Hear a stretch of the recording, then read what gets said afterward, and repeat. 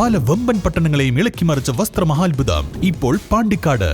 ഡൽഹി, കൊൽക്കത്ത, ബോംബെ, സൂരത്ത്, അഹമ്മദാബാദ്, ഈറോഡ്, തിരുപ്പൂർ എന്നിവിടങ്ങളിലെ ഫാക്ടറികളിൽ നിന്നും ഉൽപാദനത്തിൽ കൂടുതലായി വരുന്ന വസ്ത്രങ്ങൾ ഉൽപാദന വിലയിൽ നേരിട്ട് വിറ്റഴിക്കുന്നു. ട്രെൻഡി കളക്ഷൻസ് ധാരാളം എത്തിച്ചേർന്നിരിക്കുന്നു, അതും കണ്ണഞ്ചിപ്പിക്കുന്ന വിലക്കുറവിൽ.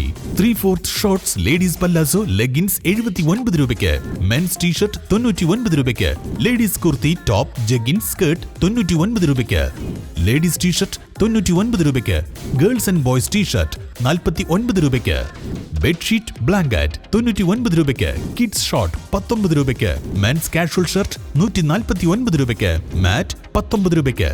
ഈ വിറ്റഴിക്കൽ മഹാമഹം സ്റ്റോക്ക് തീരുന്നതുവരെ മാത്രം. ആദ്യമാദ്യമെത്തി വസ്ത്രങ്ങൾ കരസ്ഥമാക്കുവാൻ ഏവരെയും ക്ഷണിക്കുന്നു. വസ്ത്രമഹാത്ഭുതം, സഫ എംപോറിയം, മേലാറ്റൂർ റോഡ്, പാണ്ടിക്കാട്. കക്കാട് 100-ലധികം കുടുംബങ്ങൾ കുടിവെള്ളക്ഷാമത്തിൽ.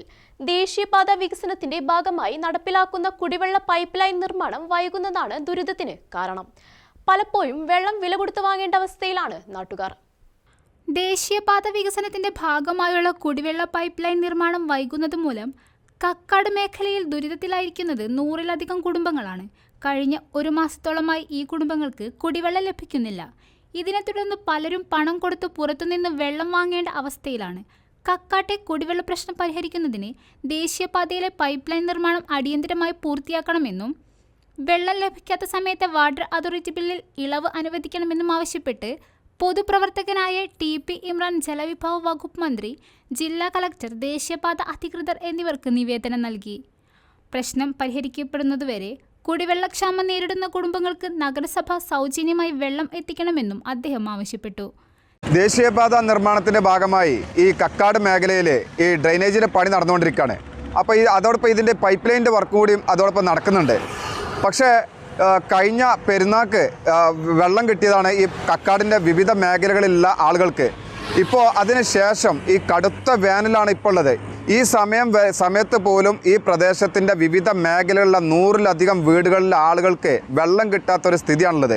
നാഷണൽ ഹൈവേ KNRCയുടെ ഈ വർക്കിൻ്റെ അനാസ്ഥ മൂലമാണ് ഇത്തരമൊരു ദുരിതം സംഭവിച്ചിട്ടുള്ളത്. അതിനാൽ തന്നെ അടിയന്തരമായി ഇതുമായി ബന്ധപ്പെട്ട് അധികൃതർ വിഷയത്തിൽ ഇടപെടുകയും ഈ കടുത്ത വേനലിൽ വെള്ളം എത്തിക്കുന്നതിനുള്ള നടപടികൾ എടുക്കണമെന്നാണ് പറയാനുള്ളത്.